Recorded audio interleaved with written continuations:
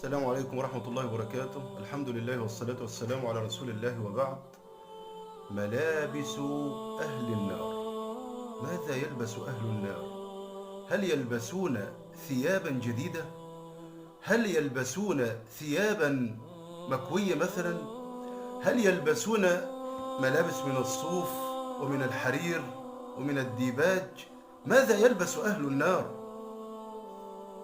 قال الله عز وجل: وترى المجرمين يومئذ مقرنين في الأصفاد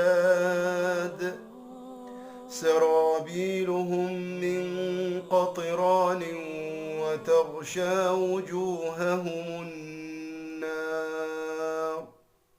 فقوله تعالى سرابيلهم من قطران أي قمصانهم من قطران تطلى به جلودهم حتى يعود ذلك الطلاء كالسرابيل. شفت لما بتسيح البلاستيك يطلى به الجسد وهو يغلي حتى يلتصق بالجسد ويصير كأنه ثياب. سبحان الله العظيم. وهل يتحمل الإنسان يا إخوة هذا الموقف؟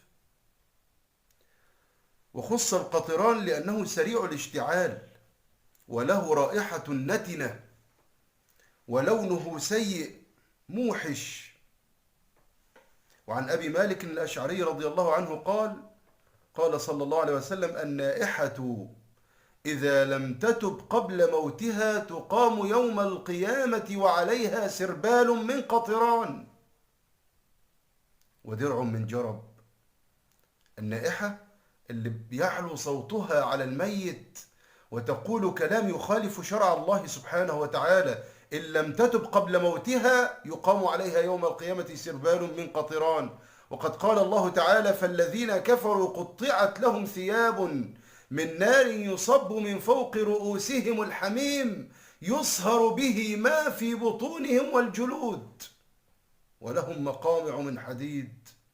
سبحان الله العظيم. قال تعالى: قطعت أي قدرت على قدر أجسادهم، على المقاس بالظبط، يعني ثياب بس من نار. يا راجل ده انت لو لبست الجلباب مثلا، جلباب الشتاء لبسته في الصيف لا تتحمله على جسدك من الحرارة، فكيف يتحمل الإنسان على جلده نار؟ ملابس من نار. سبحان الله. وعن سمرة بن جندب رضي الله عنه عن النبي صلى الله عليه وسلم قال: منهم من تأخذه النار إلى ركبتيه، ومنهم من تأخذه إلى حجزته، ومنهم من تأخذه إلى ترقوته.